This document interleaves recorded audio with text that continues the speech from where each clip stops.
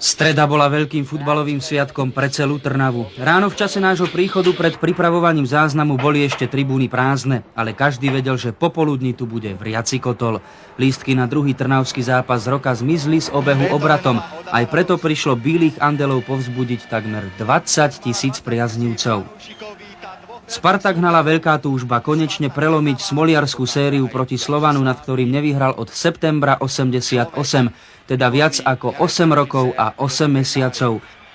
Lenže po prehre v Bardejove a bez potrestaného Miroslava Karhana, ktorý bude musieť záver sezóny pretrpieť v hľadisku, ako keby zviazala Trnavčanov do pevných motúzov nervozita a Slovan poriadne podkuroval.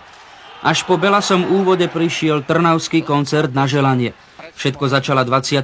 minúta, Mačákov center ešte odvrátil Pecko, ale po ďalšom centri Ujlakyho sa Tomášekovi nepodarilo odvrátiť ani na dvakrát a Rastislav Kostka dal na 1-0. Trnava, ktorá aj na tehelnom poli na jeseň viedla a napokon prehrala, v stredu podobný scenár jednoducho nedovolila. Rastislav Kostka dal určite pekný darček k 50. narodeninám svojho otca a poprvý raz rozjasal 20 000-ovú kulisu.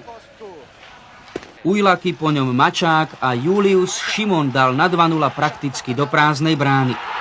Levý podiel na góle však mal popradský futbalový odchovanec Jaroslav Mačák, aj preto jeho veľká radosť.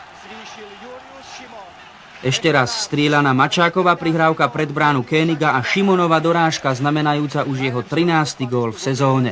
Tá možno bude majstrovskou pre Spartak, ako povedal po zápase Igor Bališ, nezačali sme najlepšie, ale polčasový náskok bol už veľkotrnavský. Určite sa vynárali spomienky na slávne roky malatinského Zverencov, najmä v 45. minúte, keď sám Bališ predviedol jemnocitnú parádu.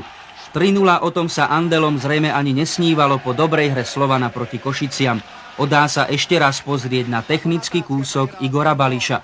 Ako napísal vo svojej autobiografii Jozef Adamec, titul získaný v zápase so Slovanom sa v Trnave vždy rátal dvojnásobne. Po zmene strán burácalo hľadisko z gólu už iba raz. V 71. minúte završil na 4-0 Jaroslav Timko. Pre Slovan to bola najvyššia prehra v slovenskej lige. Jaro Timko sa priblížil k svojmu 3. slovenskému titulu. Trnavčania však na majstrovskú definitívu musia počkať. Čakanie na titul trvajúce už 24 rokov sa predlžuje minimálne o 2 týždne do posledného ligového kola, keď Spartak zavíta na zostupom ohrozený ligový gemer.